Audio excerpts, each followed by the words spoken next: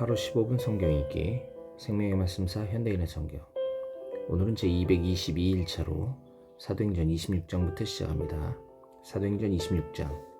바울의 변호. 아그리빠 왕이 바울에게 말하는 것을 허락하자 바울은 손을 들어 인사를 한 후 이렇게 변명하였다. 오늘 아그리빠 왕 앞에서 유대인들이 나를 고소한 것에 대하여 변명하게 된 것을 다행으로 생각합니다. 특히 왕께서 유대인들의 풍속 문제들을 잘 아시니 내 변명을 끝까지 들어주시기 바랍니다. 유대인들은 내가 어렸을 때부터 내 고향과 예루살렘에서 어떻게 살아왔는지를 다 알고 있습니다. 그들은 처음부터 나를 알고 있기 때문에 내가 우리 종교의 가장 엄격한 바리새파에서 생활해왔다는 것을 얼마든지 증거할 수 있을 것입니다. 지금 내가 여기서 신문을 받는 것은 하나님이 우리 조상들에게 약속하신 것에 희망을 두고 있기 때문입니다.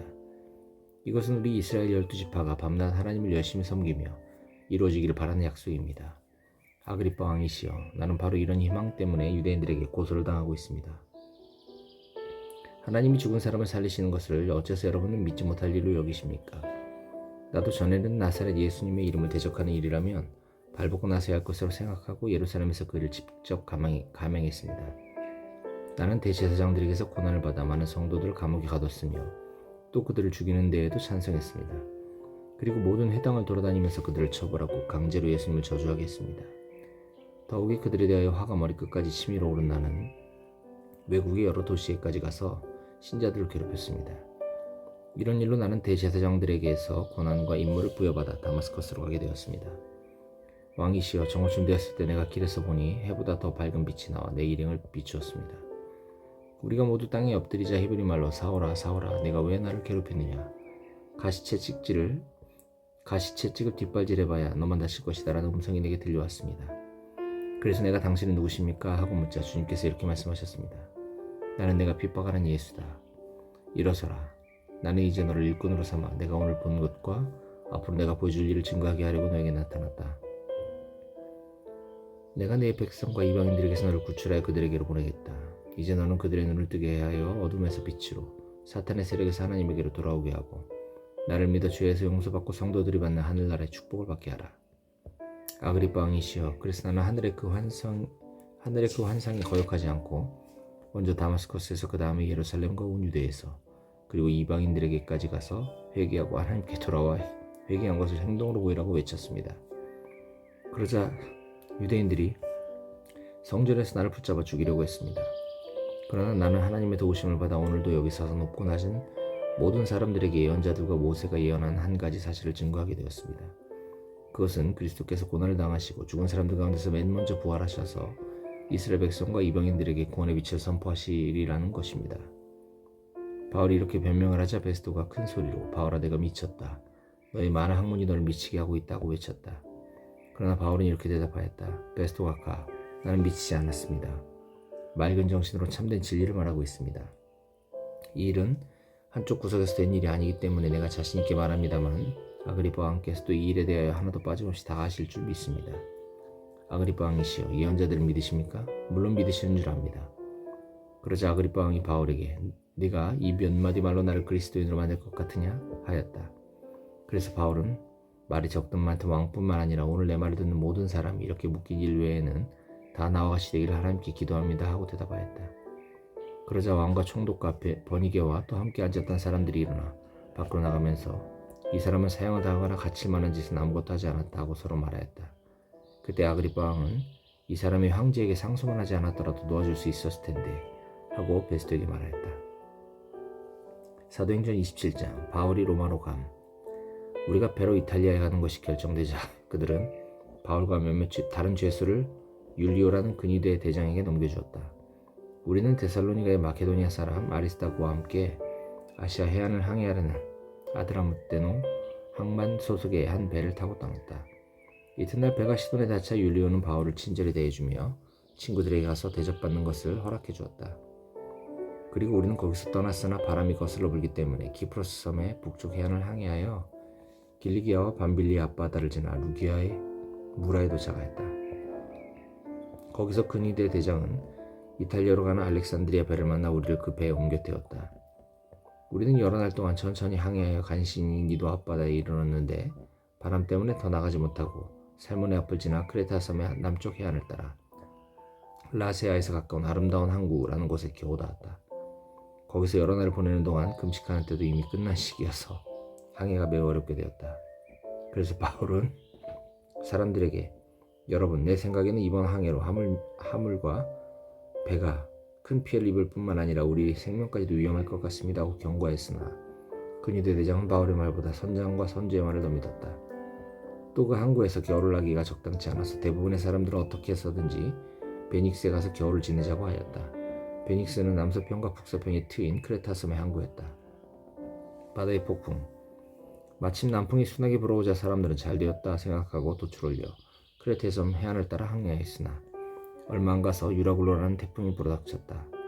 그러자 배는 태풍에 휩쓸려 바람을 뚫고 더 나가지 못하고 표류하게 되었다. 그러다가 가우다라는 작은 섬 남쪽까지 밀려왔을 때 겨우 거룻발을 잡아 선원들이 끌어올리고 밧줄로 선체를 둘러감았다. 그리고 그대로 가다가는 모래톱에 걸릴까 두려워 돛을 내리고 바람에 밀려다녔다. 이튿날도 우리가 폭풍에 시달리자 선원들이 짐을 바다에 던지고 사흘째 되는 날에는 배의 장비까지 바다에 던져버렸다. 더욱이 여러 날 동안 해와 별도 보이지 않고 사나운 폭풍만이 계속되어 결국 살아날 까망은 완전히 없어지고 말았다. 그때 바울이 일어나 여러 날 동안 먹지 못하고 시달려온 사람들에게 이렇게 말하였다. 여러분, 내 말을 듣고 크레테 성을 떠나지 않았더라면 이런 피해와 손실을 입지 않았을 것입니다. 그러나 이제는 안심하십시오. 여러분은 한 사람도 생명을 잃지 않고 배만 부서질 것입니다. 어젯밤 나의 하나님, 곧 내가 섬기는 하나님의 천사가 내 곁에 서서 이렇게 말씀하셨습니다. 바울아, 두려워하지 말아라. 너는 황제 앞에 서야 한다. 그리고 하나님께서 너와 함께 항해하는 사람들을 다 너에게 주셨다. 그러므로 여러분 용기를 내십시오. 나는 하나님을 믿습니다. 하나님이 나에게 말씀하시는 것이 반드시 이루어질 것입니다. 그러나 우리는 밀려서 어느 섬에 가다 할 것입니다. 14일째 되던 날 밤에도 우리는 아드리아의 부근에서 여전히 표류하고 있었다. 한밤중쯤 되어 선원들이 육지에 가까워지는 것을 느끼고 수심을 재어보니 약 37m였고 좀 더 가서 다시 재어보니 약 28m였다. 우리는 암초에 걸릴까 염려되어 배 뒤편에 닷넷을 내리고 날이 밝기를 기다렸다. 그런데 선원들이 도망치려고 뱃머리에서 닷을 내리려는 체하며 바다에 거룻배를 띄웠다. 그때 바울이 근위대 대장과 군인들에게 이 사람들이 배에 남아있지 않으면 여러분은 구조되지 못합니다 하고 말하자 군인들이 밧줄을 끊어 거룻배를 떠내려 보냈다. 날이 밝아올 무렵 바울은 모든 사람에게 음식을 먹으라고 권하며 이렇게 말하였다. 여러분, 오늘까지 14일 동안이나 아무것도 먹지 못하고 폭풍에 시달려왔습니다. 그러므로 이제 여러분은 음식을 먹어야 합니다. 이것은 여러분이 살아남기 위한 것입니다. 여러분은 머리카락 하나도 잃지 않을 것입니다.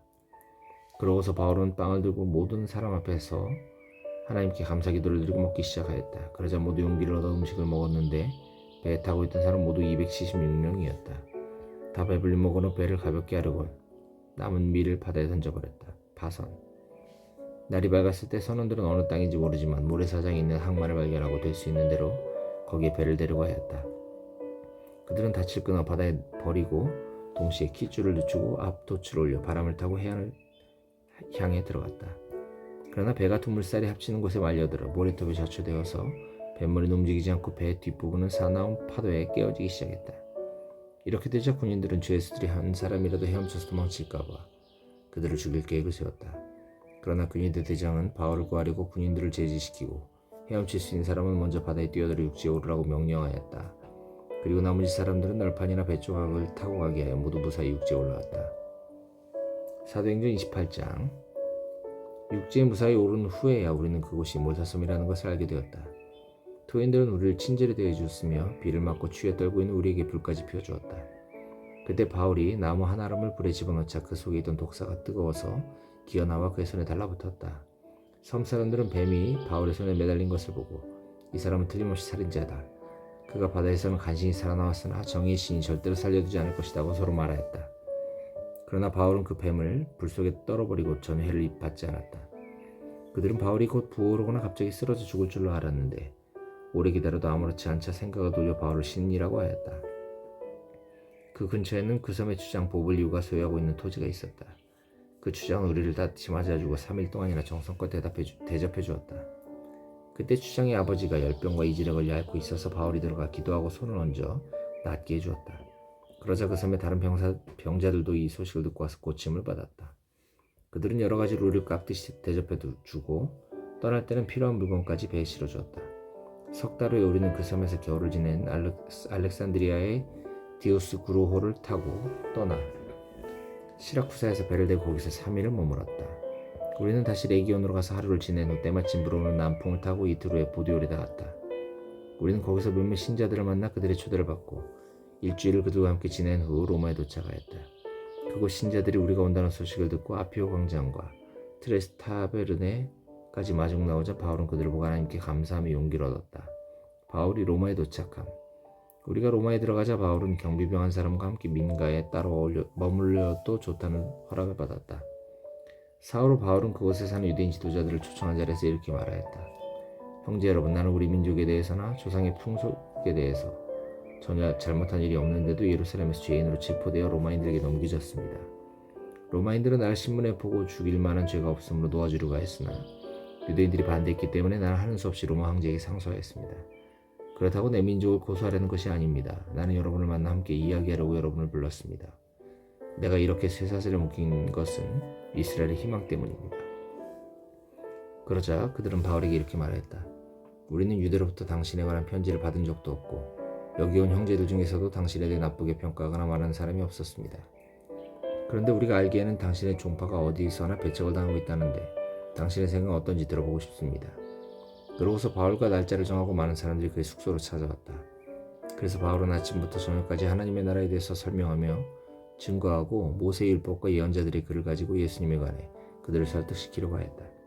그런데 어떤 사람들은 바울의 말을 믿었으나 어떤 사람들은 믿으려 하지 않았다. 그들이 서로 의견이 엇갈린 채 떠나려 하자 바울이 한마디 덧붙였다. 성령님이 예언자 이사야를 통해 여러분의 조상에게 다음과 같이 잘 말했습니다. 너는 이 백성에게 가서 그들은 계속 들어도 깨닫지 못하고 계속 봐도 알지 못한다고 말하라. 이 백성은 마음이 둔해졌고 귀는 먹었으며 눈까지 멀었다. 그렇지 않으면 그들이 눈으로 보고 귀로 듣고 마음으로 깨달아 돌아와서 나에게 고침을 받을지도 모른다. 그러므로 여러분은 하나님이 주신 구원이 이방인들에게 돌아갔다는 사실을 아셔야 합니다. 그들은 이 구원의 말씀을 들을 것입니다.